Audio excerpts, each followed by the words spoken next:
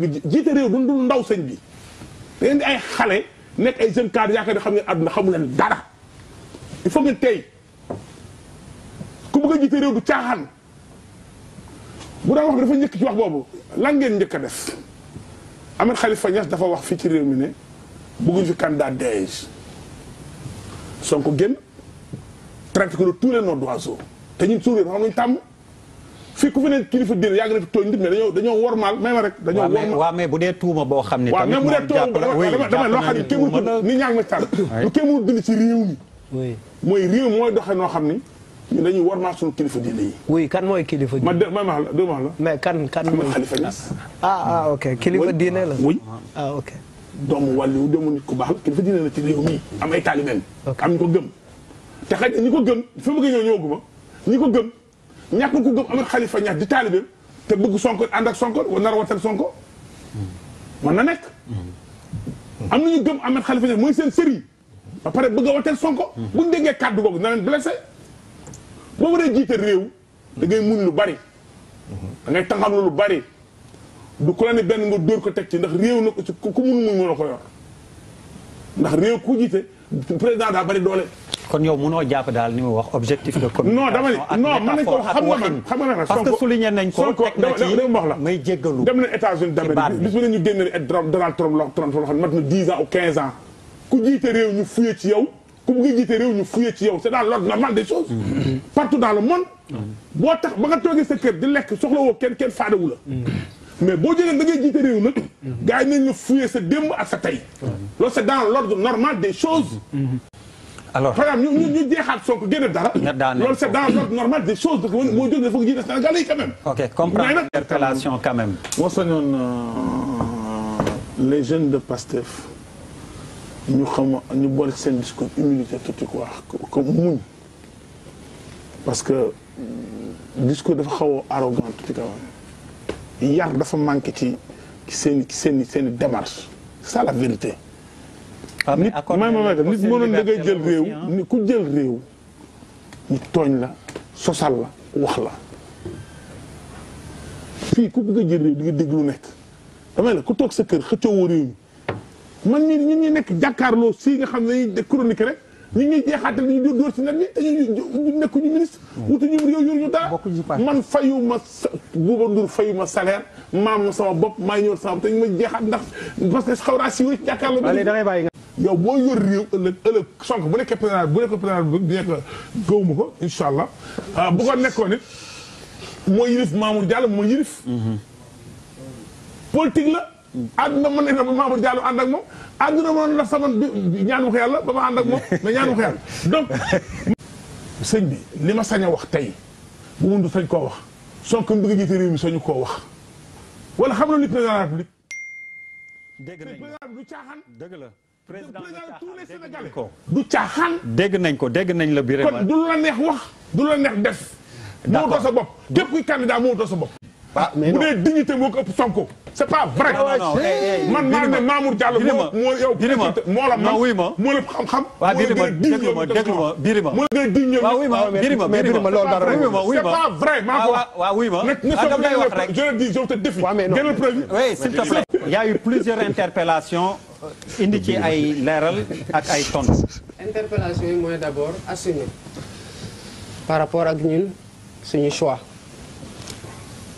c'est-à-dire il faut que Sénégalais xam que les acteurs de l'opposition comme du pouvoir nekkul ay cloisonnement étanche yoo xamante ne day wax ne kii nii puisque kii ci opposition bi la nekk wala ànduñu rek day fermer c'est-à-dire waxtaan du mës a am c'est pas possible c'est pas possible. dëgg la. parce que dafa am loo xamante ne dañ ko bokk muy langue politique bi gis nga suñu processus électoral yu gën a sedd yi ñu am ci concertation la jógee. débouché ci ay codes yoo xamante ne code consensuel loolu moo ñu may jàmm pendant ce temps là ci yeneen dëkk yi nga xamante ne amuñu woon processus de consensus bu ak waxtaan boobu ci élection lañ jaaree réew mi tàkk gis nga am na ñoo xamante ne ils sont catalogués système mais est-ce que tooguñu waxtaan ak ñoom bu fekkee ne ñoom sàkku nañ ko ci ñun c'est-à-dire il faut que nit ñi xam entre la def distinction entre dem waxtaan ak nit ak ànd ak moom wala mu nekk sax ci bi ngay dem waxtaane ji volonté bi loolu la c'est-à-dire cette anticipation là sur l'objet loolu laay bañ parce que kenn mënul wax ne li ñuy yekk li ñuy waxtaanee ni lii mooy finalité bi donc xam nga fa li ñu war a xaar mais kenn mënul wax ni tam du loolu mooy finalité mais justement moom moo war a tax nag nit ñi dal ok voilà dal c'est-à-dire bés bu demoon ba loolu am comme li ñu assumé li ñu def depuis le départ ba fii nan la ñuy toogee assumé ne lii moo xew mais Sonko dem na fa toog nañ pendant 2 heures waxtaan nañu est-ce que dégg ngeen alliance par la suite non à part front bu ñu bokk ak ñoom bokkandoo xeex mais boo bokk léegi non non c'est la même mais justement mais c'est la même chose malal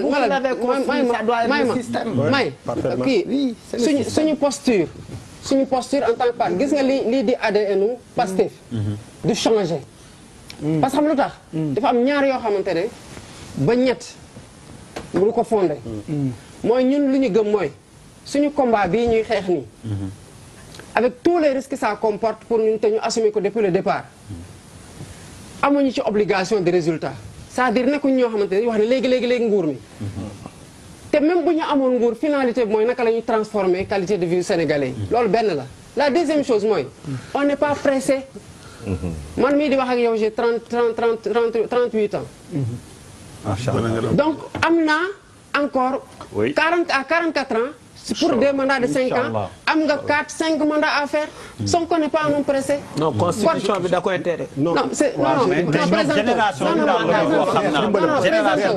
mais vraiment moom la ñu waroon présenté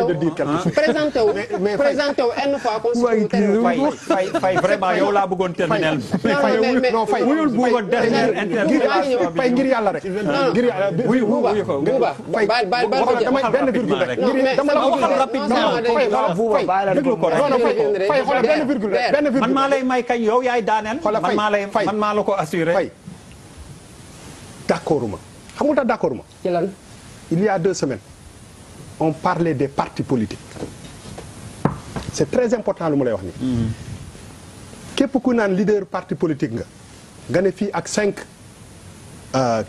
élections yi di ñëw am naa chance pour jël réew mi c'est parce que defuloo doxaloo yoonu parti politique gis nga président Sonko peut-être que dans 8 ans quelqu'un d'autre ci biir parti bi va avoir d'autres ambitions en principe il faut qu'on ait ñu am culture biir parti politique alternance gis nga li ngeen di wax ni xaar rek un jeune qui aspire à s'attaquer ci politique en 44 ans yor parti nga ne am naa 4 élections yuy ñëw ça veut dire que amul démocratie ci parti bi parce que tout simplement ci àddina bi yëpp koo fi gis ku non xam nga lu tax parce que li nga wax non xam nga li nga wax non parce que boo nee yàkkamtiwul non moom laay wax ni non dama ne boo leen yàkkamtiwul xam nga président Sonko moo ñu fi indi à moins que nga ne ma fii ak 4 non mais dama ne fii ak 4 mandat non fii ak 4 élections kenn xamul non s'il te plaît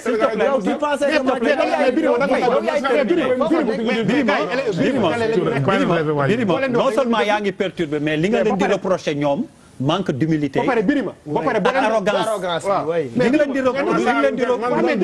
leen di Birima non sa candidat yow ak sa candidat ngay waxal